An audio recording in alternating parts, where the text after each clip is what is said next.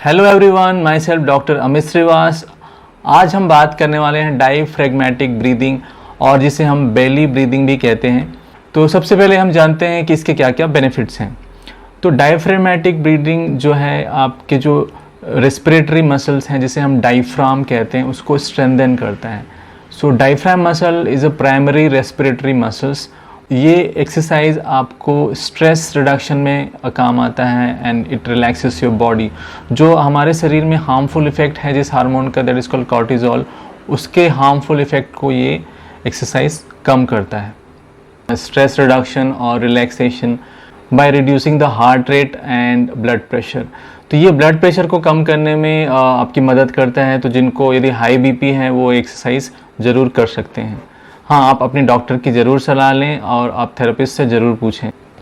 और हमारी जो कोर मसल्स हैं उसको कोऑर्डिनेट करता है। लाइक कोर मसल्स में आपके टमी के मसल्स, बैक के मसल्स, डायफ्राम और फिर पेल्विक फ्लोर की मसल्स आती हैं। It also helps in the stability of the core muscles. तो आपके पोस्चर को करेक्ट करने में, जिस तरह से आप बैठते हैं, और आपका posture is very important for your back and neck and all your body. So it is very important. It helps in postural stability।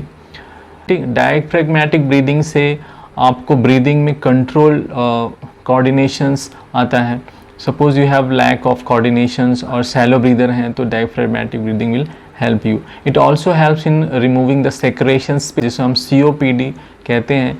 इसमें आपके जो सिक्रेशंस हैं, यदि आप किसी को COPD है तो उसमें जो सेक्रेशंस या जो स्पूटम्स होते हैं चेस्ट के अंदर, उसको मोबिलाइज करने में, उसको रिमूव करने में दिस हेल्प्स। एंड एस्थमा के पेशेंट्स में भी खासकर उनको सांस लेने में तकलीफ़ होती है, जहाँ पे ये एक्सरसाइज उनको रिलैक्स करने में काफ़ी मदद करता है। तो दिस इज़ वेरी इफ़ेक्टिव। हाँ, बट आप ये इस बात का ध्यान रखें कि आप डायरेक्टली इस एक्सरसाइज को ना करें। यदि आप को एस्थमा या COPD जैसी कोई कंडीशंस है, आप अपने डॉक्टर की सलाह ज़रूर लें, या आप फिजियोथेरेपिस्ट से भी आप सलाह ले सकते हैं। यदि आपको किसी प्रकार का कोई सवाल है तो आप हमें भी कांटेक्ट कर सकते हैं। तो सबसे पहले हम चेयर पे इस तरह से अपराइट बैठ जाएंगे, कमर सीधी करके, पैर ज़मीन पे रहेगी, हाथ आपके थाइस पे। हम डायफ्रेगमेटिक ब्रीदिंग एक्सरसाइज से पहले deep breathing exercise and then purse lip breathing exercise सीखेंगे। इस तरह से सीधे बैठ के पहले हमने गहरा सांस लिया एंड देन ब्रीद आउट। जब ब्रीद आउट कर रहे हैं तो आपके लिप्स को इस तरह से पकड़ करना है, उस पर इस तरह से आप जैसे कुछ फूंक रहे हो उस तरह से आपके लिप्स को करना है। That is called purse lip breathing. और जब सांस अंदर लेते हैं तो गहरा एंड सांस बाहर, और जब सांस बाहर छोड़ते हैं तो धीरे धीरे आपके मुंह से जैसे आप फूंक रहे हो उस तरह से आपको सांस को बाहर निकालना है धीरे धीरे। So this is purse lip breathing. फिर से करेंगे एंड ब्रीद आउट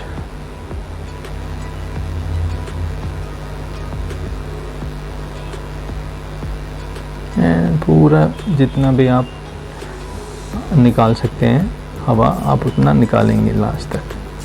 उसके बाद फिर हम डायफ्रेगमेटिक ब्रीदिंग करेंगे। डायफ्रेगमेटिक ब्रीदिंग करने के दो तरीके हैं। तो पहला, हम एक हाथ को अपने पेट पे रखा और एक हाथ को चेस्ट के ऊपर रखा, इस तरह से। अभी आप जब सांस लेते हैं तो आपके पेट को फूलना आना है ना, आपके हवा भरनी है पेट में, जैसे गुब्बारे में हवा भरते हैं उस तरह से। सांस अंदर लिया तो आपका जो हाथ है पेट के ऊपर वो ऊपर की तरफ उठेगा, और जब आप सांस छोड़ रहे हैं तो पर्स लिप ब्रीदिंग करके पेट को अंदर की तरफ सिकोड़ना है और आपका हाथ भी अंदर जाएगा। ध्यान रहे कि आपका हाथ जो चेस्ट के ऊपर है उसको मूव नहीं करना है, आपके जो पेट के ऊपर हाथ है उसको मूव करना है। जब सांस ले रहे हैं तो हाथ ऊपर की तरफ आएगा, और जब सांस छोड़ रहे हैं तो हाथ अंदर की तरफ जाएगा, आपका पेट सिकुड़ेगा।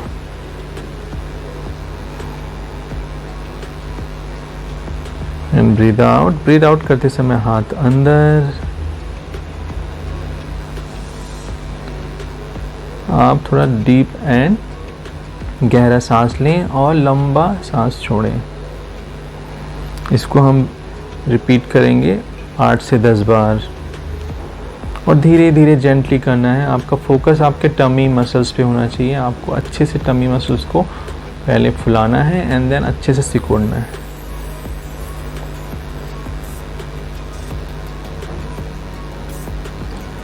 You can do this exercise up to 4 to 5 minutes. Starting में आप इसको 10 बार करें एंड धीरे से फिर रिलैक्स करें। इसका दूसरा टेक्निक है कि आप दोनों हाथ को आपके पेट के ऊपर भी रख के एक्सरसाइज कर सकते हैं। इसमें सेम टेक्निक है, सांस लेना है और सांस छोड़ते हुए पर्सिंग योर लिप्स, और सांस लेते हुए आपका पेट ऊपर की तरफ आएगा, फूलेगा और सांस छोड़ते समय अंदर सिकुड़ेगा। और आपको चेस्ट को मूव नहीं करना है, आपके हाथ को मूव करना है, टमी के मसल्स को मूव करना है while breathing. So this is called diaphragmatic breathing or belly breathing. This helps in strengthening of your primary respiratory muscle of that is called diaphragm, and it also coordinates your core muscles, और core muscle की stability के लिए belly breathing is very important. Also for your pelvic floor muscles this breathing exercise is very important. तो आप 5 minute at least इसको कर सकते हैं दिन में 2 बार। Thank you. तो ये था डायफ्रैग्मेटिक ब्रीदिंग और बेली ब्रीदिंग किस तरह से किया जाता है और इसके क्या क्या बेनिफिट हैं। अभी के लिए इतना ही। नेक्स्ट वीडियो में हम किसी और विषय पे चर्चा करेंगे। तब तक के लिए धन्यवाद।